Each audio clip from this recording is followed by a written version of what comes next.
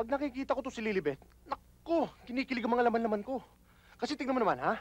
Iba ang kanyang beauty, di ba? Ay, naku naman, no? Binubola mo pa ako. Naku, Lilibet, hindi, ah. Alam mo, pag sinagot mo yung boss namin, may mga bodyguard ka na. May pogi ka pang boyfriend. Ala Steven Seagal. Tsaka hindi lang yun, Lilibet. Alam mo ako na may Teka muna. Huwag mo akong gugulin, Alan. Matapatin. Boss. May prinsipyo. Boss. At tsaka... Boss. Ano ba? Junior Elvis! Brando, kaya kong hawakan ang teritoryo mo. Pero dahil nakiusap ka sa akin ko na lang tulak dito, pumayag ako. Tinutulakan pa nga kita ng bato, hindi ba? Ngayon, sa dami na nagagawa ko sa'yo, sa dami ng kinikita mo, nagawa mo ba ako subahin? Wow naman, Chong! Wow naman, Chong! Junior Elvis, may konting problema lang eh. Ayoko makarinig ng problema. Problema mo yan eh. E di ayusin mo.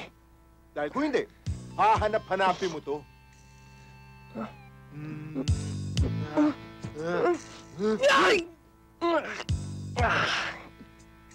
At para naman magtanda ka, one last and only. A one for the money. Yeah, yeah, yeah, yeah. Hey!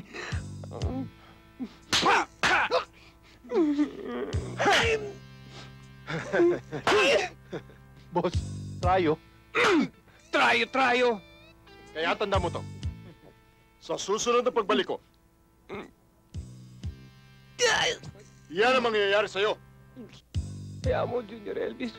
Maalala ko to, maayos ko to. Siguraduhin mo. Oh, sigurado. Kung hindi, Chong. Wow naman, Chong. Wow naman, Chong! Kawawa ka sa susunod. Let's go.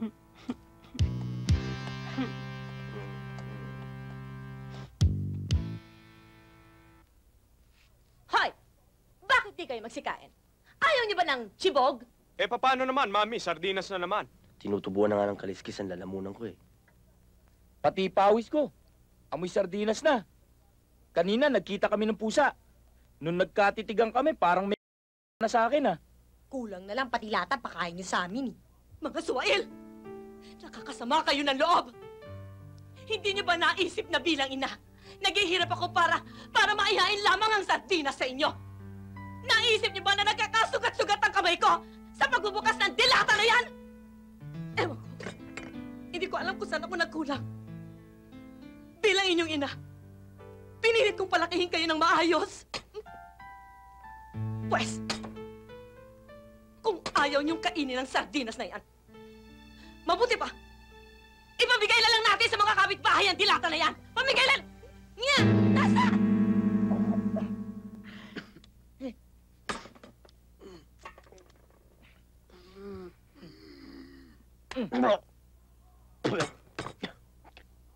Sarap! Ito sa lata. Ayaw pala.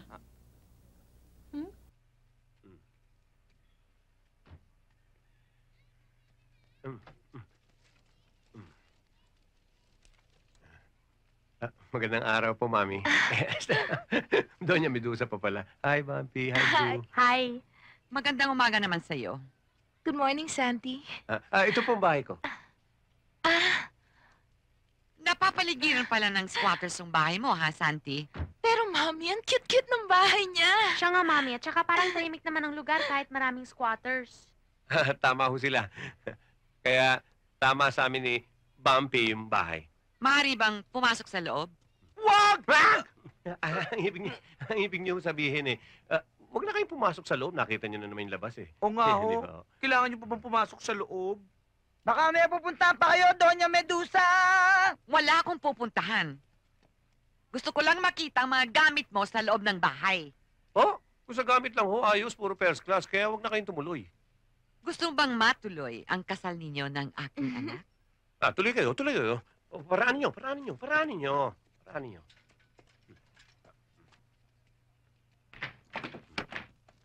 Tuloy kayo.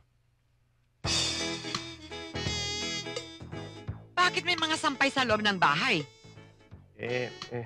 Kasi ho, ususungkitan dito, kaya sa loob namin nilalagay. Yan. At sabi mo, Tanggal nga. marami kang gamit.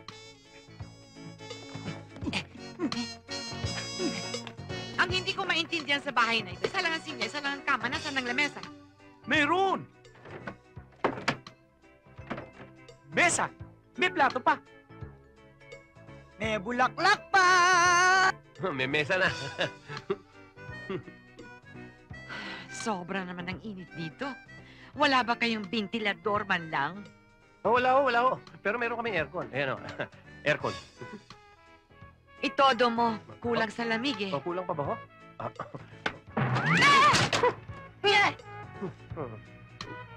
Malamig naman ho. Oh, malamig. Hindi maaaring tumira rito ang aking anak. Kung gusto mong matuloy ang kasal, doon kayo sa mansyon titira. Entiendes? Tayo na. Bumpy. Bumpy. Bro! Bumpy.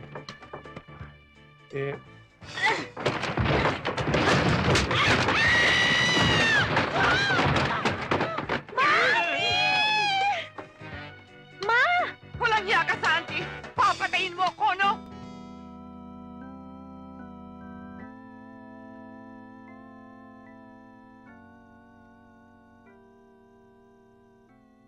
Ikaw ba ang ikakasal?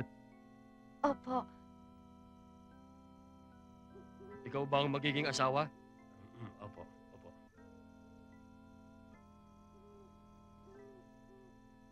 Meron bang tumututol dito?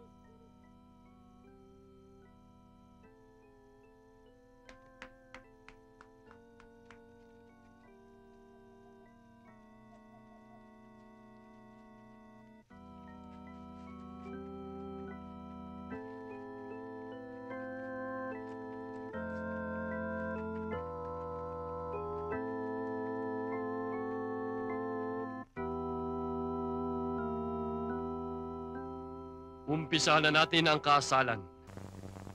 Yan. Buti na lang. Salamat ha. Nailigtas mo na naman ako. Pangatlong beses na to. Christy, kaya siguro pinanganak para magsilbing tagapagligtas mo. Ganun ba? Para sa akin ba to? Ang bango ah! Hoy! Hoy, Karen. Ano ginagawa mo sa anak ko, ha? Mami, huwag kang magalit kay Botong. Buti nga nasalo niya ako, kung hindi basag na sana ang ulo ko ngayon. Ganun ba? Lalaki, ibaba mo yung anak ko. Baka matitano yan. At ikaw naman, Christy, umakyat ka sa taas. Mami naman, tinatapos ko pa to eh. Sinabi ko na sa'yo, mamaya mo natapusin yan. Akyat! Okay. At ikaw, bumalik ka doon sa garden. Gawin mo yung ginagawa mo doon. Galing na po ako sa garden. Bumalik ka! Opo. Mrs., kayo ba yung taga-balik-balik? Bakit? Ang hiling niyo bumalik eh. Kung binabaliktad ko kaya yung mukha mo, ha? Babalik na ako, Ano po yan? Pakikuha mo naman yung tuwalya oh. Pakidala mo rito sa banyo. Opo.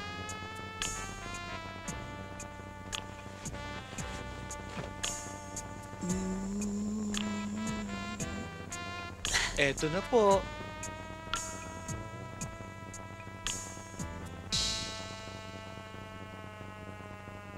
Bakit ka nakapikit? Mahirap na ho, senyorita. Baka ho magkakuliti ako eh.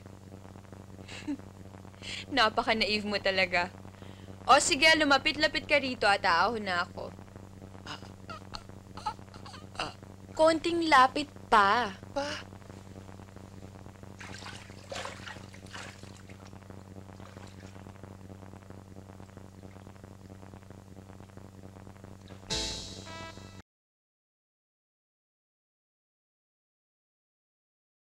Tong,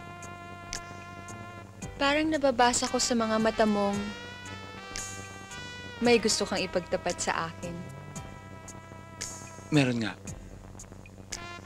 Kaya lang, nag-aalala ko na baka pag hiniling ko, hindi mo ibigay. Bakit hindi mo sabihin? Malay mo.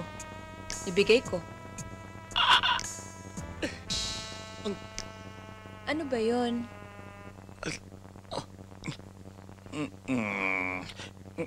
Yung kamay ko, baka pwedeng ibigay mo na sa akin. Kasi kanina pa ako nangangalay eh. Kamay lang pala eh.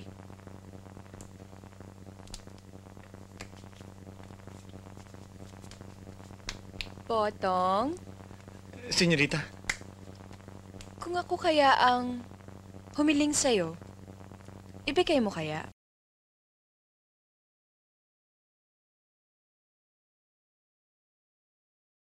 lahat ng buhay ko. Hindi ko ba ito nabibigay kahit kanino? Pero pag ikaw ang humiling, ibibigay ko sa iyo. Talaga? Oo. Yung tuwalya, nahulog, pakipulot,